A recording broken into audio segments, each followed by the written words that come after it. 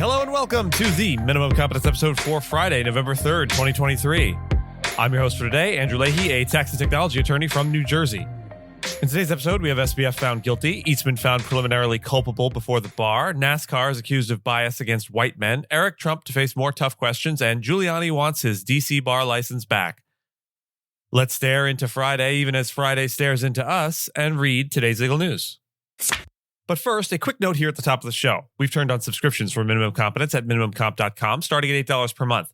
The idea is that we'd like to be able to devote more time to Minimum Competence, and enabling folks that find value in the show to support it monetarily is one way in which we can further that goal.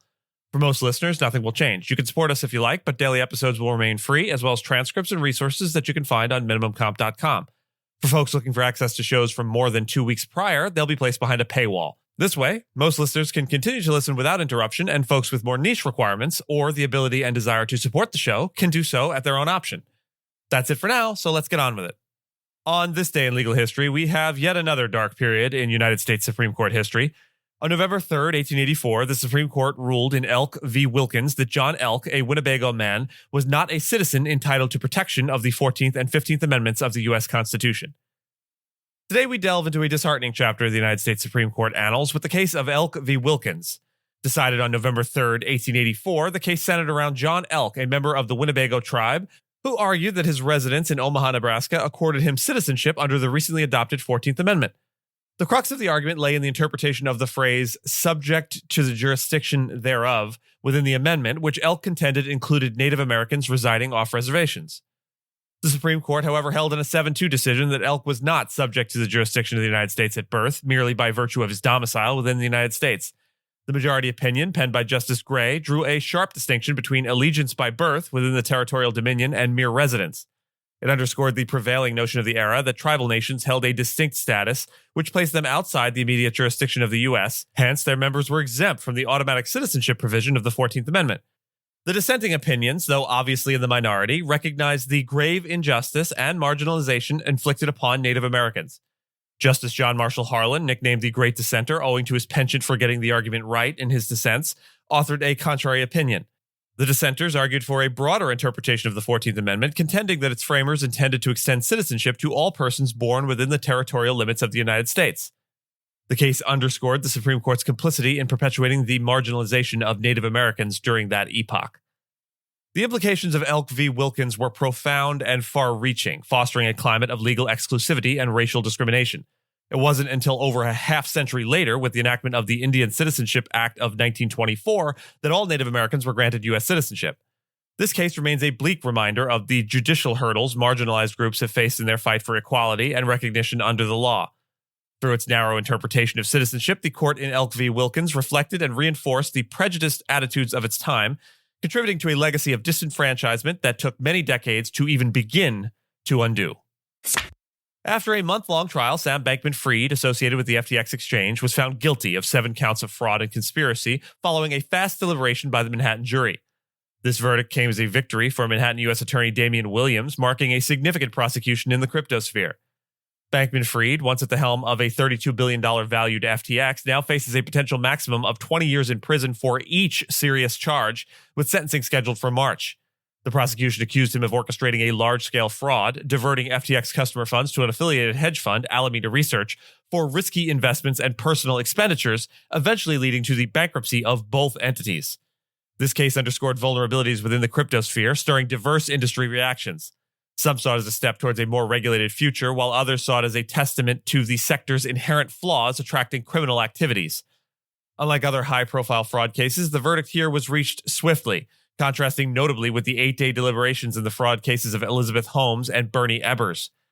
The trial revealed a complex narrative with testimonies from Bankman-Fried's close associates, all implicating him in the fraud, showcasing the human drama entwined with the legal proceedings. Bankman-Fried's defense portrayed him as a dedicated individual caught in a deteriorating situation. The conviction paints a grim picture for Bankman-Fried, whose legal team is considering an appeal, reflecting an ongoing saga of legal battles within the evolving landscape of cryptocurrency markets.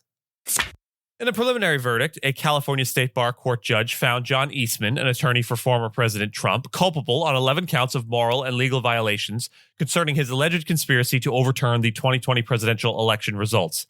This followed 32 days of testimony, with Judge Yvette Rowland indicating that the case would proceed to rebuttal and aggravation phases. Eastman, earlier on, invoked his First Amendment rights, claiming his statements were made as a private citizen, not as counsel to Trump, especially concerning remarks made before the January 6th Capitol raid.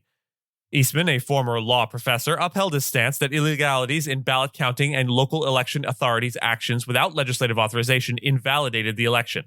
He also testified that Vice President Mike Pence had the authority to delay electoral ballot counting to allow states to resolve disputes, a claim refuted by Pence's and White House legal counsel. The trial, aiming potentially to revoke Eastman's license, is set to continue with closing arguments and testimonies from election officials. Stanford University political science professor Justin Grimmer criticized Eastman's analysis methodology, particularly regarding signature rejection rates on absentee ballots in Georgia, labeling the assumptions and errors in Eastman's court filings as ridiculous. Grimmer, through his testimony, highlighted that 90% of the lower rejection rates were due to early ballot returns and changes in absentee ballot envelope design, discrediting Eastman's claims. His stance was supported by the National Academy of Sciences article he co-authored, debunking statistical claims challenging the 2020 election outcome. The upcoming aggravation phase will see election professionals providing evidence against Eastman, emphasizing the harm caused by false claims of election fraud, including harassment of election officials and undermined public trust. Eastman will have an opportunity to rebut evidence before the post-trial briefing deadline on November 22nd. Judge Rowland will then have 90 days to issue a decision, subject to appeal, with the California Supreme Court making the final judgment on disciplinary actions against Eastman. NASCAR, along with Rev Racing, a team it supports for developing female and minority drivers, has been accused of exhibiting bias against white men amid its diversity initiatives, according to claims by America First Legal, a conservative legal group led by former Trump advisor Stephen Miller. Miller and America First Legal, you will remember, is the gent and group that went after Kellogg's, accusing them of making Pop-Tarts gay. His group has approached the U.S. Equal Opportunity Employment Commission, or EEOC, to investigate the alleged illegal discrimination against white male Americans by NASCAR and Rev Racing. Over the recent year, America First Legal has leveled accusations against numerous companies, like Morgan Stanley, Major League Baseball, McDonald's, and Starbucks, asserting that their diversity, equity, and inclusion, or DEI programs, are discriminatory. The EEOC has not yet publicly commented on these requests from America First Legal, which, if pursued, could potentially place the agency in a challenging position of scrutinizing corporate measures intended to diminish workplace discrimination. The conservative group argues that the DEI initiatives by NASCAR and Rev Racing, which include a, quote, diversity driver development program, diversity pit crew development program, and a NASCAR diversity internship program, infringe on Title VII of the Civil Rights Act of 1964 that prohibits discrimination based on race and sex. These programs initially stated they were designed for women and ethnic minorities, but were amended on September 1st to express a focus on applicants from a, quote, diverse background and experience, as per the information in the letter from America First Legal to the EEOC. Despite this change in phrasing, the group contends that NASCAR and Rev Racing persist in executing unlawful hiring practices under the guise of a diverse backgrounds and experiences rebranding. As of now, a spokesperson for NASCAR has not provided a comment regarding these allegations. Eric Trump is anticipated to undergo further questioning in a New York fraud trial concerning the Trump Organization's alleged inflation of asset values to obtain favorable terms from lenders and insurers.